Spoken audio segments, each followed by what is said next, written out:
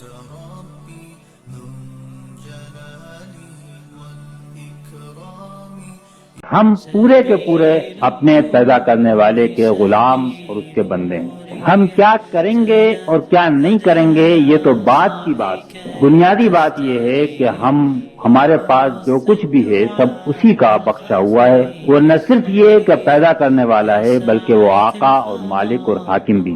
اور اگر وہ آقا اور مالک ہے تو پوری زندگی کی زمین پر اس کی حکومت چلے گی. جس طرح وہ دل کی گہرائیوں میں حکمراں ہوگا اس طرح وہ حکومت کے ایوانوں میں بھی حکمراں ہوگا. جس طرح ماں باپ اور بچوں کی گھر کی زندگی میں اس کی حکومت چلے گی اس طرح بازار اور تجارتی اداروں میں بھی اسی کی حکومت چلنی چاہیے. یہ بالکل صاف اور واضح بات ہے. اگر پاکستان کی پوری سرزمین پر کوئی حکومت حاکم ہونے کی مدعی ہے اور حقدار ہے تو یہ نہیں ہو سکتا کہ اس کی حکومت پنجاب میں تو چلے اور سندھ میں نہ چلے بلکہ زمین کا ہر ٹکڑا اسی کی حکومت کے تحت ہوگا. تو اگر ہم زندگی کو ایک زمین کی طرح دیکھیں تو اس زمین کا 1 انچ بھی ایسا نہیں ہے کہ جو کسی دوسرے کے ماتحت ہو. اور اگر وہ کسی دوسرے کے ماتحت ہو تو اس کے معنی یہ ہے کہ وہ دوسرا بھی ایک خدا ہے. جس کسی کا بھی حکم ہماری زندگی پر اس طرح چلتا ہو کہ وہ اللہ کے حکم سے الگ ہو کے چلے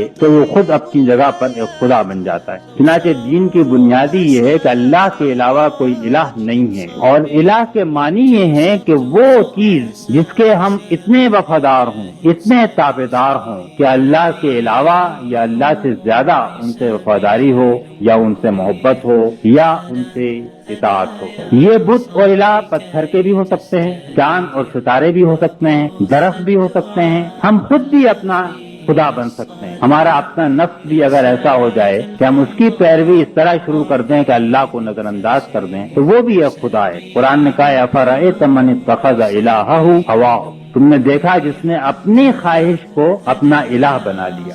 اور ایک دفعہ ایک آیت قرآن کی نازل ہوئی یہودیوں نصارہ کے بارے میں تو قرآن نے کہا کہ اتخذوا احبارہم ورہبانہم اربابا من دون اللہ, انہوں نے اپنے علماء کو اور اپنے پیروں کو اللہ کے علاوہ اپنا رب بنا لیا.